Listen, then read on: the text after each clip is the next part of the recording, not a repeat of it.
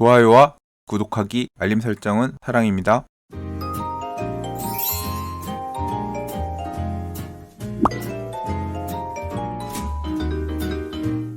좋아요와 구독하기는 사랑입니다. 안녕하세요. 반갑습니다. 부동산입니다. 오늘은 진짜 근사한 책이 하나 나왔거든요. 2020 부동산 시그널이라는 이 책의 저자분들 모시고 2020년 부동산 시장에 대해서 얘기해보는 시간을 가지려고 해요. 자기소개 좀 해주세요. 2020 부동산 시그널 공동저자 중에서 경매 파트를 맡은 새벽하늘입니다. 반갑습니다. 2019년도 경매 시장, 사실 이제 저도 부동산 뉴스를 항상 이제 매일 읽는데 가끔 보면 이렇게 무슨 옥션 사이트 이런 데에서 경매 보도 자료들을 내잖아요. 네. 그래서 뭐 낙찰률이 어떻다 뭐 하는데, 사실 생각해 보면 저는 요새 하도 불장이다 보니까 경매가 이게 시장에서 안 팔려야 경매가 나오는 거잖아요. 네. 그래서 경매 시장은 사실 좀 재미없었지 않았을까 생각하는데, 또 생각해보면 서울 시장하고 수도권 시장하고 또 지방 시장은 다르고 또 부동산 종목에 따라서 다를 수 있기 때문에 네. 경매 시장도 생각해보면 뭐 구멍도 있고 되게 기회도 있었을 것 같긴 해요. 2019년 경매 시장은 어땠어요? 일단 뭐 부동산 분야가 워낙 다양하다 보니까, 근데 사실은 그 아파트, 그러니까 주택 분야 말고는 네. 다른 분야는 사실 뭐 크게 뭐 변동이 있었던 것 같지는 않아요. 봤을 때. 네. 근데 이제 그 요즘에 하도 아파트 위주, 주택 위주 중에서 아파트가 이슈가 많다 보니까, 그리고 또 그거와 관련된 정책이 계속 나오고 하니까, 네. 그 아파트 부분만 놓고 얘기를 해보자면은, 그러니까 전반기 때는 경매로 막 싸게 낙찰받기가 대단히 좋았던 시장이었거든요. 특히 서울 같은 경우가, 네. 왜냐면 작년 9.13 대책 이후로 이제 한번 딱 두들겨 맞고, 네. 예, 그리고 이제 좀 정신 못 차리고 있을 때, 네. 근데 정신 못 차렸던 기간이 그래도 올해 한 6월까지는 그런 안 좋은 분위기가 좀 이어졌던 것 같아요. 그렇죠. 예. 그러니까 오히려 그때가 서울에 있는 그 아파트를 경매로 막, 그러니까 좀 주워먹는다라는 표현을 쓰는데, 그러니까 싸게 막 낙찰받기 굉장히 좋았던 해였거든요. 올해는. 네, 근데 이제 또 시장이 좋아지다 보니까 또 6월 이후부터는 또 이렇게 막 꿈틀꿈틀 하더니 이제 지금까지 왔고, 결국은 또 하나의 대책이 나올 정도로 이제 막 또 무서운 대책이 예, 나왔죠? 분위기가 또 막 올라가다 보니까 그 이후부터는 이제 낙찰가격이 점점 올라갔죠. 낙찰가요. 예, 그래서 지금 현재 서울은 사실 그렇게 싸게 낙찰받기가 다시 좀 어려워진 시장이었는데, 이제 또 12, 16 대책이 또 좀 많은 도움을 주지 않을까 하는. 시장을 흔들면서 그렇죠. 가격이 좀 네. 다시 메리트가 있는 구간으로 가고, 수요자들도 또 긴가민가 하면서 안 붙으면 또 기회가 열릴 수 있다, 그렇게 보시는 예, 거네요. 아니 엊그제 또 낙찰되는 사례를 봐도요. 네. 이제 또 이번 대책 중에 또 가장 많은 이슈가 되는 게 15억 초과되는 아파트 대출을 아예 안 해주겠다. 네. 개인뿐만이 아니라 뭐 사업자, 네. 뭐 법인까지 하여튼 통틀어서 다 안 된다. 뭐 실수요자, 무주택자도 상관없이 무조건 안 된다. 15억 넘는 아파트는. 근데 그 여파가 벌써 시세 한 30억 정도 되는 아파트가 있어요. 교대역 근처에. 네. 근데 그 경매로 나왔는데 얘가 26억에 낙찰이 됐더라고요. 예. 그러니까 보통 경매로 싸게 산다 그래도 이제 막 이렇게까지 큰 폭으로 싸게 낙찰되는 경우는 많지 않았는데, 그것도 응찰자가 단 한 명밖에 없었어요. 단독이네. 예, 그냥 뭐 경쟁자도 없고. 예, 그래서 또다시 또 이런 시장을 정부 정책이 또 만들어주는 역할을 하지 않을까. 그 이야기는 경매도 2020년에는 주목해야 될 이유가 있다. 특히 아파트 시장에서도. 네, 그렇죠. 네. 정부가 먹을 판을 자꾸 만들어준다. 뭐 이렇게 의도치 않게 그렇게 되는 것 같아요. 네, 일단 2019년 시장에 대한 얘기들은 좀 얼추 들어봤고요. 그러면 이제 본격적으로 예, 제가 궁금한 점들 좀 질문을 해보도록 할게요. 2020년 아무튼 경매를 주목해볼 만한 요인이 만들어졌어요. 네, 근데 그러면 결국은 2020년에도 아파트 시장인가요? 그러니까 아파트 시장이다라기보다 네. 그냥 그 주택 시장만으로 놓고 봤을 때는 네. 뭐, 그리고 이제 그게 또 지역별로 좀 다를 것 같다라는 느낌이 드는데, 네. 그렇다고 전국을 다 펼쳐놓으면 너무 광범위하니까 그냥 수도권이라는 범위 내로 좁혀본다면은 또 되게 재미있는 시장이 될 수 있을 것 같아요. 일단 뭐 서울에 지속적으로 또 많이들 관심을 가지시는데, 서울 같은 경우는 이제 실수요자 분들이라면 이제 경매를 통해서 싸게 매입을 하기 또 좋은 시장이 또 펼쳐질 수도 있고요. 이제 네. 2020년이.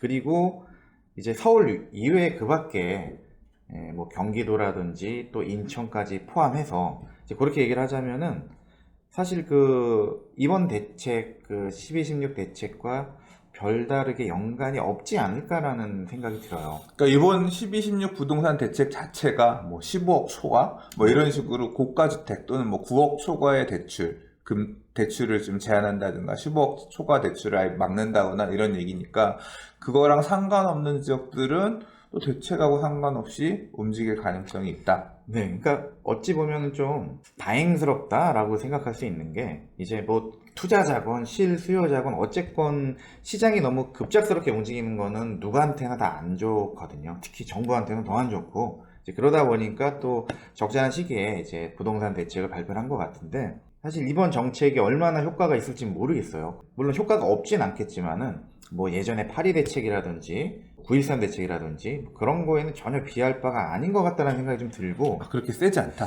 근데 강도가 세긴 세요. 뭐 일부 어떤 내용 면에 있어서. 근데 뭐 독감 예방 주사 맞듯이 이미 면역 체계가 다 좀 갖춰져 있는 상태인 것 같고 사람들이 이미 네. 좀 학습이 돼 있고 그렇죠. 벌써 몇 번의 대책들을 보면서 네. 경험들을 해와서 마음의 준비도 하고 있는 것 같다 그런 느낌이신 맞아요. 네. 거예요. 그런 것도 좀 있고 그리고 뭐 이제 그 10억 초과 뭐 이 부분 말고는 이제 대부분이 그 투자자에 대한 또 수요 억제가 이제 대부분이다 보니까 그 투자자를 규제하는 정책은 역대적으로 이렇게 효과가 있던 적이 단 한 번도 없었거든요. 그러니까 투자자를 규제라는 게 수요 억제. 그렇죠. 네, 수요 억제 투자자들의 수요 억제. 수요 억제는 별로 효과가 없었기 때문에 네. 이번에도 그럴 것 같다. 네. 그리고 어쨌건 서울은 이제 당분간은 더 갈 것인데 네. 서울 장에 갈 것인데 이제 문제는 경기도거든요. 경기도는 과거 이제 패턴에 비해서 원래 서울과 경기도가 비슷하게 계속 움직여 왔다가 이제 2017년 이때를 이제 기점으로 해가지고 차이가 막 되게 많이 벌어지기 시작했는데 뭐 그 이유는 뭐 이제 과도한 입주 물량 경기도에 뭐 이제 뭐 그런 거겠죠. 근데 이제 입주 물량이 정리가 된다면은 사실 서울이 막 떨어지던가 아니면 경기도가 이제 비슷하게 좀 올라가야 되는데 네. 그 이제 예전의 사례를 봤을 때 서울도 그래도 유지는 해줘야지 이제 경기도가 좀 따라갈 수 있는데 서울이 꺾였는데도 불구하고 경기도가 막 가는 경우는 없었거든요. 그렇다고 보면은 이제 서울이 좀 길게 가줘야지 경기도도 움직일 만한 여력이 되는데 그 역할을 이번 대책이 해주지 않았나. 그러니까 서울이 그냥 너무 불타오르다가 이제 꺼져버리면은 사실 경기도는 뭘 해보지도 못한 가운데서 그냥 별다른 움직임이 또 없을 수도 있는데 얘를 좀 더 서울을 오래 가게끔 이제 두니까 경기도가 이제 좀 더 움직일 수 있을 만한 좀 여유가 더 생기지 않았나. 더군다나 이제 경매로 봤을 때는 서울은 이제 사실 올 6월 이후부터는 낙찰가율이 별로 매력적이지가 않았는데 매력적이 않았다는 얘기는 너무 비싸다는 거죠? 그러니까 시세 대비 네. 이제 좀 싸게 낙찰이 돼야지 경매에 대한 메리트가 있는 건데 이제 그 6월을 기점으로 해서 그 전까지는 메리트가 되게 좋았어요. 네. 충분히 싸게 막 낙찰을 받을 수가 있었는데 이제 6월 이후로 서울시장이 또 좋아지니까 또 이제 낙찰가율에 대한 메리트가 그러니까 많이 못 사게 사는 거죠. 그러니까 그런 생각이 들더라니까요. 요새 사실 가을장에 무슨 얘기들을 많이 했냐면 매물이 없다. 네. 항상 다 어느 아파트든 매물이 없다 그랬는데 경매는 매물이 있어. 저거 사자. 그러니까 거의 뭐 그런 분위기로 간 수준이 아닌가 싶은 생각이 사실은 들더라고요. 네. 네. 근데 그 이유가 또 있기는 해요. 그러니까 시세랑 막 비슷하게 막 낙찰되는 사례들이 이제 적진 않거든요. 이 경매 시장에 아파트 같은 경우. 근데 그게 그 자금 출처에 대한 게 있어요. 그러니까 뭐 6억 초과되면은 이제 뭐 자금 조달 계획서 뭐 이런 거 막 제출을 해야 되는데 경매나 공매는 그런 거 없거든요. 사실 저 그거 오늘 질문으로 갖고 왔는데 이게 사실 이번에 12.16 부동산 대책에서 자금 출처 쓰는 부분도 더 구체적으로 자세하게 쓰게끔 해놨고 또 하나는 뭐냐면 조정 대상 지역도 3억 이상이면 자금 출처 써야 되고 비규제 지역도 6억 이상이면 자금 출처 이제 쓰라고 했고 심지어 규제 지역 같은 경우는 9억 초과는 구체적인 소명자료, 객관적인 소명자료까지 내게끔 이렇게 바뀐다 그랬거든요. 근데 경매나 공매는 그게 없단 말이에요. 네. 왜냐면은, 그러니까 그 실거래 신고 자체가 없잖아요. 경매나 예. 공매는 이제 그거 자체가 없기 때문에. 네. 그리고 제가 이제 그 대책이 나왔을 쯤 해서 해당 그 부처에도 이제 질의를 했었어요. 아, 예. 근데 뭐 정상적으로 뭐 경매나 공매는 이제 뭐 그런 거 제출할 의무가 없다. 이제 이런 답변까지 이제 나왔기 왜냐면 때문에. 부동산 실거래가 신고에 관한 법률 자체가 매매할 맞아요. 때만 적용되는 네. 건데 이건 매매가 아니라 뭐 민사집행법이나 네, 이제 뭐 국세징수법에 의해서 경매나 공매가 진행이 되는 거다 보니까 네. 어쨌건 일반적인 이제 매매에 대한 법률이 이제 그 범주 내에 적용되진 않는 거죠. 네. 대출은 어때요? 대출은 사실 여쭤보시는 분들이 많은데 네. 그냥 일반적인 매매랑 거의 비슷하다라고 보시면 돼요. 근데 단지 그 이제 KB 시세를 기준으로 LTV를 산출을 하니까 어쨌건 경매는 시세보다 싸게 낙찰을 받는다면은 그 기준 자체, 그러니까 그냥 뭐 6억짜리 아파트를 6억에 사면은 그 6억을, 그러니까 KB 시세도 6억이다 그러면 6억을 기준으로 이제 LTV 40%다 그러면 그게 산출이 되는데, 경매 같은 경우는 뭐 6억짜리를 내가 5억 5천에 낙찰을 받았다 그러면은 그 6억을 기준으로 여전히 이제 LTV를 산출하기 때문에 한도가 더 높을 수가 있죠. 하지만은 그 밖에 적용되는 어떤 규제는 특별한 혜택은 없다. 그렇죠. 특별한 혜택은 없다. 한도만 싸게 낙찰받을수록 좀 더 늘어난다. 이제 그 정도의 그 정도. 네. 대출. 그러니까 좀 요약하자면 이번에 이제 바뀐 규제에 따라서 자금 출처 소명이나 이제 네. 이런 부분에서 약간 비껴 있기 때문에 그런 수요층들은 오히려 그냥 똑같은 물건이 같은 아파트 물건이 있다고 하더라도 경매로 구입하는 방식을 그렇죠. 뭔가 이제 그게 유인이 늘어난다. 좀 피곤한데 그러면은 이제 그냥 경매로 낙찰을 예, 받자. 구멍이 이렇게 하나 만들어진다. 안 싸지 않아도 네. 된다. 그냥 시세대로 낙찰을 받자. 이제 이런 경우가 또 생길 수가 있죠. 근데 서울은 이제 10억 넘어가면은 어차피 뭐 일반적인 사람들은 못 사니까 10억 그냥 딱 들고 있는 사람 말고는 못 사니까. 네. 그래서 이제 그런 아파트들은 또 저가 행진을 이어가지 않을까, 저가 낙찰 행진을 이어가지 않을까라는 생각이 좀 들고, 그 밖에 뭐 물건들은 크게 뭐 변동이 없지 않을까라는 좀 생각이 드는데, 어쨌건 전반적인 심리도 조금 이제 가라앉을 수 있으니까 서울에 대해서 뭐 다시금 또 경매로 접근을 하기에는 좀 좋은 시장이 될 것 같다라는 생각이 드네요. 앞서 하신 말씀 중에서 사실 경기도 얘기를 하셨어요. 네네. 예, 그러니까 저는 얘기를 할 때 말씀을 하시는 걸 들으면서 서울이 일단 경기도가 쫓아올 수 있을 만큼 네. 끌어올려줄 그런 분위기를 만들어주는 것 같다. 그래서 아파트 경매 본다면 경기도권에서도 이제 좀 주목해서 봐야 된다. 2020년에는 이런 네. 의미로 읽혔거든요. 맞아요. 네. 예. 근데 경기도도 엄청 넓잖아요. 엄청 넓잖아요. 그러면 어떤 기준으로 놓고 지역이라든가 아파트라든가 이런 걸 선정해서 보면 좋을까요? 그러니까 이제 저는 그 과거에 움직였던 그 패턴, 그런 모습들을 좀 네. 이렇게 관심 있게 좀 많이 보거든요.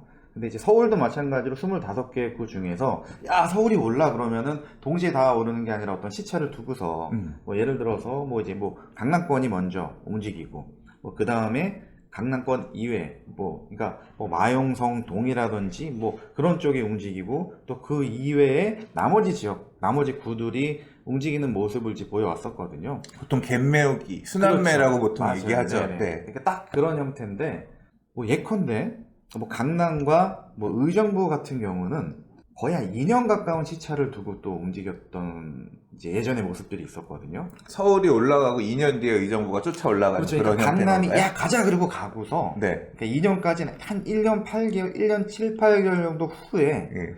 의정부시 같은 경우는 강남이 야 막 이렇게 갈 때 네. 뭔 일이 있나? 1년 넘게 계속 이러고 있다가 물이 안 차와 그러니까 여기는. 뭐 그냥 전혀 뭐 그러고 있다가 이제 움직였던 사례가 있었다라는 거죠. 네. 네. 그럼 이제 경기도를 놓고 봤을 때도요. 네. 경기도 안에서도 뭐 예컨대 뭐 말이 경기도지 사실 경기도가 아닌 강남으로 봐야 될 뭐 분당이라든지 과천이라든지 과천, 예. 뭐 그런 데는 사실 경기도 패턴이 아니라 그냥 강남 패턴으로 이제 좀 움직였었는데 같은 경기도를 놓고 봐도 이제 뭐 분당과 아까 말씀드렸던 뭐 의정부시와 이런 데는 또 차이가 좀 다르거든요. 그러면은 경기도도 마찬가지로 과거의 그런 패턴을 좀 따라가지 않을까 그런 생각을 했었는데 재밌는 게요.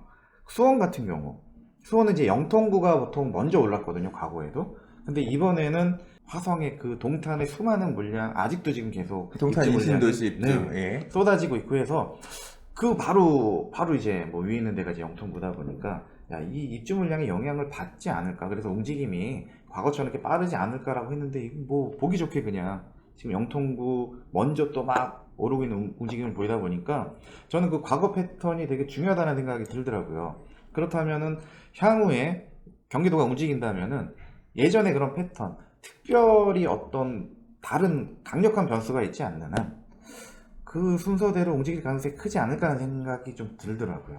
경기도 안에서도 해당 지역에 형님 먼저 가고 네. 형님 가는 거에 따라서 동생들이 가격을 쫓아가는 그런 현상이 만들어질 거다. 그럴 가능성이 좀 높지 그런 않을까라는 패턴이 반복될 네. 가능성이 높아 보이고 그러면 경매에서 아파트 매물 볼 때도 이렇게 선행한 단지들이 있을 때 그렇죠. 그 쫓아가려는 단지들 중심으로 그렇죠. 근데 이 지역에 대한 공부는 각자가 알아서 발굴을 해야겠네요. 그렇죠. 뭐 거기에다가 이제 이제 변수라고 한다면은 그 해당 지역의 과도한 입주 물량, 뭐 그거는 한 번쯤은 생각을 좀 해볼 필요가 있지 항상 않을까. 물건들을 고민할 때 입주 물량 많으면 그렇죠. 또 전세 놓기 힘들고 그런 그렇죠. 상황이 생길 수 있으니까 이것저것 다 예. 뭐 투자도 그렇고 네. 뭐 실수요도 그렇고 어쨌건 뭐 그런 거 위주로. 그리고 뭐 거기다 하나 덧댄다면은 또 뭐 GTX라는 또 대형 교통망에 대한 호재가 있으니까 네. 또 그런 수혜를 좀 받을 수 있는 지역은 아무래도 좀 시너지 효과가 더 있지 않을까. GTX 네. 역세권. 그렇죠. 이제 그런 지역을 어쨌건 지금 뭐 경기도가 그렇게 많이 움직인 상황은 아닌 거니까 가격적인 위치가 뭐 지금 낮은 위치에 전 있다라고 보거든요. 아직 네. 안 올랐다. 경기도는 이 정도 오른 건 오른 게 아니다. 근데 저 개인적인 생각은 아직 시작도 안 했다. 경기도는 네. 아직 시작도 안 했다. 물론 이제 뭐 먼저 간 분당이나 뭐 그밖에 좀 오른 지역들이 있긴 한데 그 외 안 오른 지역들은 사실 시작도 안 했다라는 게 맞을 것 같아요. 저도 네. 놀란 게 얼마 전에 수지 같은 경우도 뭐 12억 네. 의 물건들 이렇게 달려가고 이 경기도권에서 어떻게 보면 사이드 힘든 시절을 보냈던 지역, 광교도 뭐 13억 뭐 이런 모습들을 보면서 서울만 오른 게 아니구나 그렇죠. 이렇게 참 놀래긴 했어요. 좀 그리고 내려가지고. 확실히 옛날에 비해서 이런 광역교통망 개선에 대한 부분들이 수요자들한테 어필하고 있는 것 같고 네. 딱 그 얘기하시는 목소리에 또 한 표를 딱 얹어 주셔서 아마 판단하시는데 도움이 좀 되시지 않을까 싶어요. 그래서 네. 이제 뭐 보시는 분들이 다양하시겠지만은 이 실거주 목적으로 이 아파트, 주택을 이제 매입을 고려하시는 분들한테는 정말 제대로 된 시그널을 보내줘야 될 것 같다는 생각이 들어요. 근데 이제 이 방송을 보시는 분들 중에서 저는 경매가 사실 좀 낯설거든요. 많이 해보지 않은 사람이에요. 대부분 그러시죠. 예, 근데 정말. 실수요자라고 하면 네. 지금까지 실수요자면 집을 안 산 무주택자인 경우들이 이제 고민해서 사실 부동산을 살까 말까 그렇죠. 고민하면서 보시거나 또는 책을 구입하실 거 아니에요. 저도 낯선데 이제까지 집 사보지도 않은 사람이 경매로 주택을 구입한다? 경매로 주택을 낙찰받는다? 이건 조금 되게 한 단계 더 허들이 있을 거라고 생각해요. 그러나 기회도 있으니까 뭐 충분히 고려해 볼 만한 방법이긴 한데 그런 분들께 경매에 대해서 이렇게 접근해봐라 하시고 싶은 조언 같은 거 있으시면 좀. 제가 뭐 경매 파트지만 그리고 뭐 경매를 강의를 하지만은 저는 이제 얘기를 그렇게 해요. 낙찰이 목적이 되면 안 된다. 그러니까 뭐 경매 그러면은 뭐 낙찰이 목적이야. 사실 그건 아니라 그냥 좋은 부동산을 싸게 사는 게 목적이다. 경매는 방법이다. 그렇죠. 그러니까 여러 가지 중에 하나의 방법이거든요. 네. 결국은 이 책에도 다 각 분야별로 이렇게 담겨져 있지만은 그 시장의 흐름을 보는 거. 그러니까 정말 내년도에는 뭐 어떤 시그널이나 이런 거를 먼저 파악을 하는 게 제일 중요할 것 같고 나는 어느 쪽에 그럼 결정을 했어. 살 건데 어떤 방법으로 싸게 살 수 있을까? 할인을 받을 수 있을까? 그 수단 중에 하나가 경매다. 당연히 할인 카드가 있으면 할인을 받아야죠. 이제 그런 개념으로 접근을 하시는 게 좋을 것 같아요. 일단 2020년도에 주목해야 될 부분들 얼추 정리가 되는데, 일단 경기도 그리고 주거용 부동산, 네. 만약에 충격이 온다라고 하면 기회가 있다. 경기도는 아직 시작도 안 했다. 네, 그리고 인천 쪽도 슬그머니 좀 껴 들어갈 수 있지 않을까 하는 생각도 좀 들고요. 인천까지도 네. 포함해서 이렇게 정리를 해봤습니다. 경매는 방법이다. 구입하는 것 포함해가지고 보라고 얘기를 해주셨어요. 오피니언 리더가 주목하고 있는 경기도 지역들은 어디가 있을까? 내용이 좀 길어진다고 하더라도 약간 좀 덧붙여주시면 도움이 되실 것 같아요. 그러니까 제가 아까 이제 주목해서 보고 있는 지역들. 그러니까 지하철을 타고 다닌다라고 했는데, 네. 그러니까 지하철 중에서 우리가 또 신분당선이 쾌적하고 강남과의 접근성이 되게 좋잖아요. 네. 그래서 이제 그 강남을 중심으로 일단 그 신분당선을 타고 내려가는 것 같더라고요, 분위기가. 그래서 제일 먼저 이제 막 거의 뭐 비슷하게 움직였죠.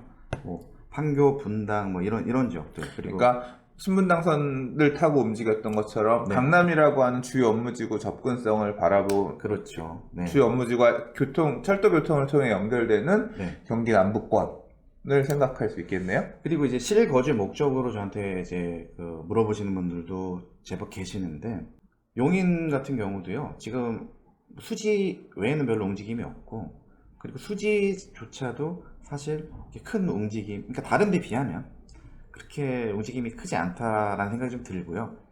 더군다나 이제 중대형 같은 경우는 더 이제 가격 움직임이 별로 없었던 것 같고요. 만약에 그 갈아타기를 하시겠다 그러면은 괜찮을 것 같고요. 이제 수원도 마찬가지. 수원도 이제 영통구가 지금 막 불이 들어와 있는데 그 밖의 지역들은 좀 조용하거든요, 아직. 그렇다면은 제 친구가 수원 어디 사는데 10년 전에 분양받은 가격 아직도 그대로야. 안 올라왔어. 그대로면은 다행이죠. 네. 그대로 다행인 거예요? 다행인 거죠. 네. 아. 왜냐면은 또 워낙 거의 끝물에 수원 분양을 많이 했잖아요. 그러다 보니까 그때 이제 중대형 같은 경우 거의 뭐 반토막 났다가 막 이렇게 지금 아직도 뭐 회복을 못한. 그럼 아직도 회복 못했으면 그런 애들은 기회가 있지 않을까? 저는 그러니까 그 입지만 뭐 되게 좋은 게 아니라 꼭 A급이 아니라 B급 정도만 돼도 저는 실거주 목적으로는 대단히 좋다라는 생각이 들어요. 네. 뭐 일단 수원도 그렇고 뭐 용인도 그렇고요. 그렇다고 뭐 처인구 뭐 용인 안에서도 끝자락 이런 데는 처인구나 이런 데는 네. 이제 어떤 별도의 시각으로 좀 봐야 되지 않을까라는 생각이 좀 드는데, 뭐 그렇다면은 뭐 GTX 지금 이미 공사 중인 그쪽 라인도 있잖아요. GTX A라인. 네. 예. A라인도 이미 뭐 있으니까 뭐 그쪽 주변이라든지 좀 주목해 보면 좋을 것 같고요. 용인 같은 경우는 작년 올해까지 입주 물량이 제법 많았거든요. 예. 근데 이제 다 뭐 정리가 되고 이제 별로 입주 물량이 없는 시기가 이제 도래가 됐으니까 좀 가능성이 있지 않을까라는 생각이 좀 들고요. 그러니까 물량 쇼크에서 헤어나오는 그렇죠. 그런 지역의 아파트들이 네네. 뭐 전세가도 그러면 조금 회복할 거고 더불어서 매매가도 이미 지금 막 시작하겠네요. 전세가가 다시 막 좀 치고 가는 그런 모습을 좀 보여주고 있어서, 그리고 내년도에는 서울을 비롯해서 수도권 자체가 전세가 좀 오를 것 같아요. 전세가. 네, 뭐 그러면은 이제 사실 수도권이 초반에 움직였던 거는 서울이 아니라 이제 경기도였거든요. 왜냐면 전세가율이 워낙 높아서 이거 좀 밀어올리는 형국으로 이제 갔는데, 또다시 그런 시장이 또 펼쳐질 수도 있지 않을까. 전세가가 매매가를 밀어 올리는 시장이 경기도권에서 나타날 수 있다. 네. 그러면 그 얘기는 경기도에서도 매매가 대비 전세가 비율이 높은 아파트를 좀 더 주목해서 봐라 이런 얘기 될 수 있겠네요. 그렇죠. 네. 그러니까 과거에는, 그러니까 얼마 전까지만 해도 뭐 이게 차이가 좀 많이 났었는데, 그러니까 오히려 막 역전세가 나서, 왜냐면 입주 물량 많으니까. 근데 이제 다시 내려갔던 애가 다시 올라오고 아직 뭐 매매가는 뭐 별다른 움직임이 없다면은 이렇게 좁혀지고 있는 데들은 좀 관심을 가질 필요가 있지 않을까. 그리고 또 그런 지역들은 또 경매로 낙찰 받으면은 뭐 이런 얘기하면 또 안 되겠지만은 우리가 소위 얘기하는 그 갭 투자, 그러니까 투자금이 적게 들어가는 그 투자 형태가 또 완성이 될 수가 있거든요. 싸게 낙찰받는 만큼 이제 그 투자금이 더 줄어드는 형국이 되는 거니까 뭐 그렇게 잘 경매로 활용을 하셔도 좋을 것 같고요. 안양시 같은 경우도 이제 한참 막 가다가 또 하락폭도 제법 있었거든요. 안양도. 네. 네. 근데 뭐 다시 또 움직이게 되면은 또 나름대로 또 실거주 목적으로 괜찮을 수도 있고. 안양도 피가 요새 보니까 상당하더라고요. 네. 기존에 분양했던 단지들 그 옆에 뭐 의왕도 포함해가지고 그러니까 잘 몰랐지만 어마어마하게 불장들이 그쪽도 그러니까 열리고 있더라고요. 우리가 이제 보통 보면은 그러니까 분양권, 뭐 재개발, 재건, 그러니까 신축 같은 경우는 움직임이 네. 일반적인 템포보다 한 발자국이 아니라 한 두세 발자국은 빨리 움직이잖아요. 네. 지방 같은 경우도 사실 예를 들어 창원시 같은 경우를 놓고 보자면은 울산시는 이미 뭐 시작이 됐고 입주 물량이나 아니면은 조선업이나 뭐 이런 것들이 아직 뭐 뚜렷하게 막 회복이 되지 않음에도 불구하고 신축들은 이미 막 또 막 움직이고 있는 모습들이 있거든요. 그 뭐 수도권은 당연하죠.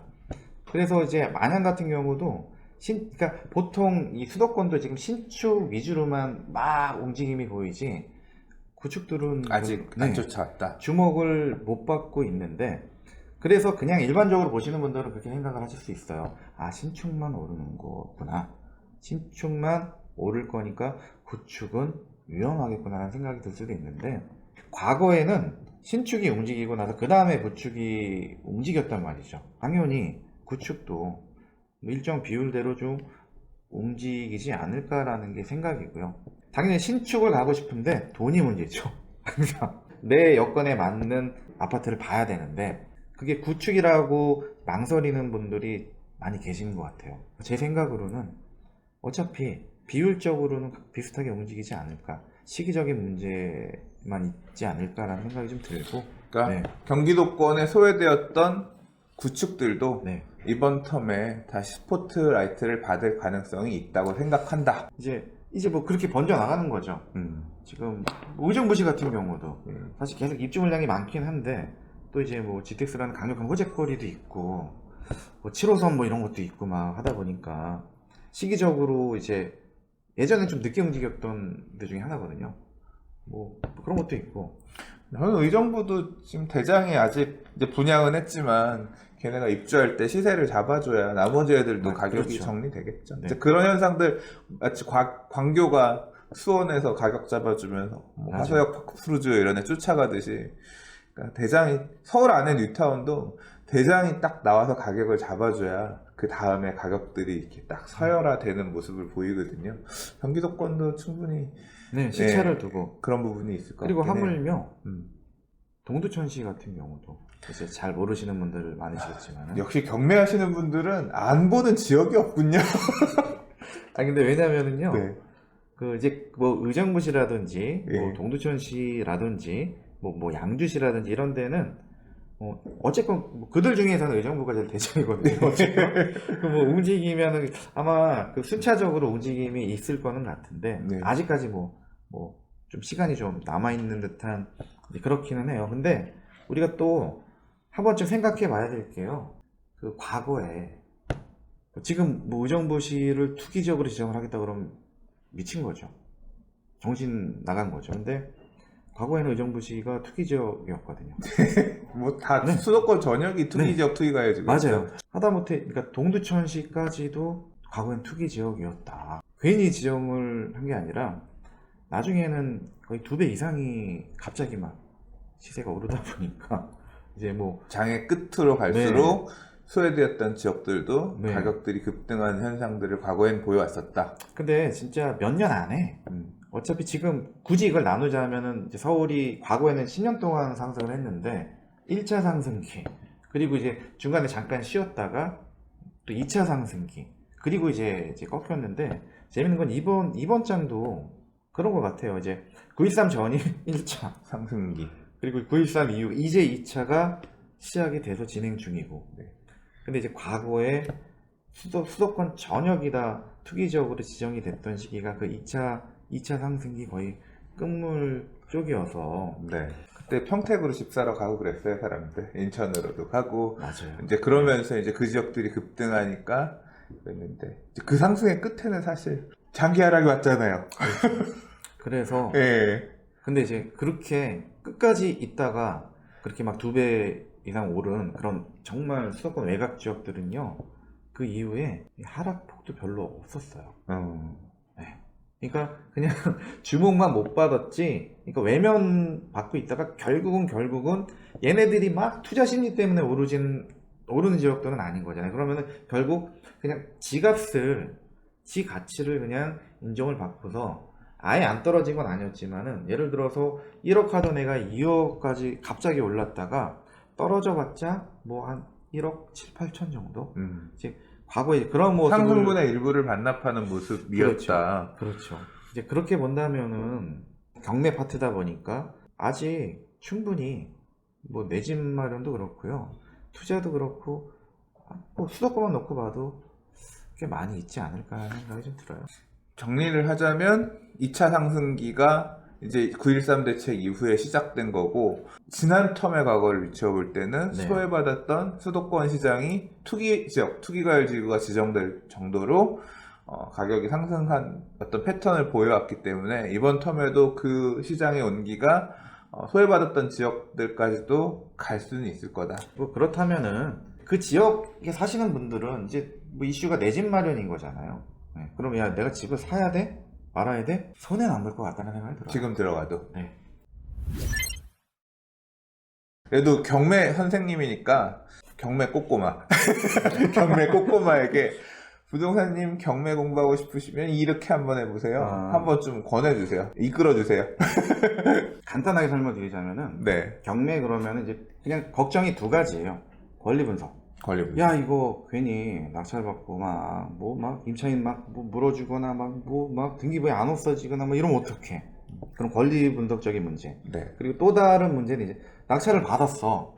그럼 좋아야 되는데 막 걱정이 돼. 그때부터 막 아씨 명도를 어떻게 하지 명도. 근데 이제 그 두 가지 문제인데요. 네.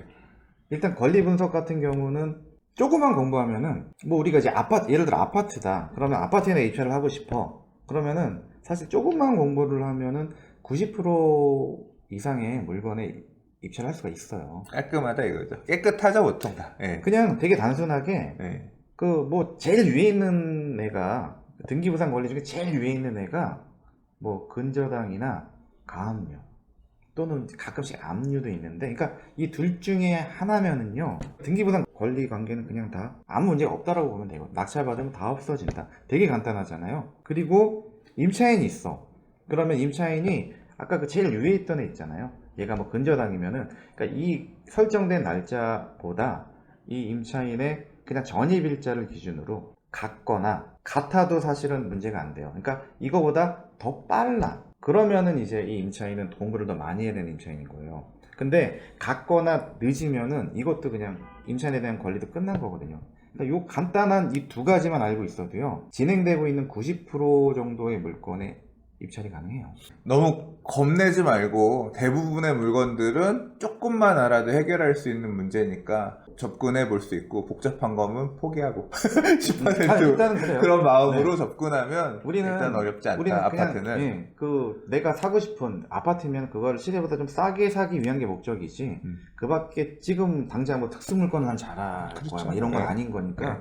그렇다면은 조금만 공부해도 공부를 어디 가세요? 공부는 뭐 책을 봐도 되고요. 네. 그 강의를 되게 잘하는 강사한테 들으면 좋겠죠. 네. 그렇죠. 네. 그리고 이제 명도 같은 경우는요, 마찬가지 걱정을 되게 많이 하는데, 법 자체가 그 낙찰자한테 유리하게 돼 있어요. 그러니까 유리하다라기보다 법 자체가 경매 낙찰이 되면은 거주하고 있던 분들은 낙찰자가 잔금을 내는 날 원래 나가셔야 되는 게 법이에요. 그게 사실 냉정히 따져보면 너무한 게 아니라 지극히 이제 그냥 법 테두리 안에서 진행이 되는 거다 보니까 절차대로 하나씩만 진행해 가시면 뭐 그 내용도 사실 어렵지 않고, 그러니까 명도는 사실 시간이 지나면 다 해결이 돼요. 그게 잔금 내고서 1개월 후냐 2개월 후냐 3개월 후냐, 아무리 길게 가도 3개월 후 정말 특별한 케이스가 아니면은 그 안에 다 마무리가 되거든요. 그거조차도 큰 부담을 가질 필요는 사실 없다. 가장 초보자가 겁내하는 부분은 네. 권리 분석 어렵다, 낙찰을 받아도 명도하기가 쉽지 않다, 이거에 대한 걱정이 있는 건데, 90% 이상의 물건은 조금만 공부해도 권리 분석이 가능할 만큼 쉬운 사건들이 많으니까 네. 너무 겁먹을 필요 없고, 네. 명도도 3개월 지나면 해결되더라. 네. 그래서 하나하나 따져서 하면 해결할 수 있다. 너무 겁먹지 말아라. 부동산님도 되게 잘하실 수 있을 거예요. 네. 경매의 길을 제가 부동산 TV에서 하는 날이 올 수 있을지 모르겠습니다. 네. 2020년 새벽 하늘의 부동산 시그널은 다시 경매 시장이 서울 같은 경우는 좋아질 것 같다. 그리고 그 밖에 경기도와 인천을 주목해라. 자, 오늘 새벽 하늘님 모시고 2020년에 아파트 시장 그리고 경매에 대한 얘기 나눠봤어요. 오늘 좋은 말씀 해주셔서 감사합니다. 같이 또 이렇게 출연하게 돼서 대단히 영광이고요. 오늘 즐거운 시간이었습니다. 즐거웠어요. 네. 아마 도움들 많이 되셨을 겁니다. 감사합니다. 네, 감사합니다.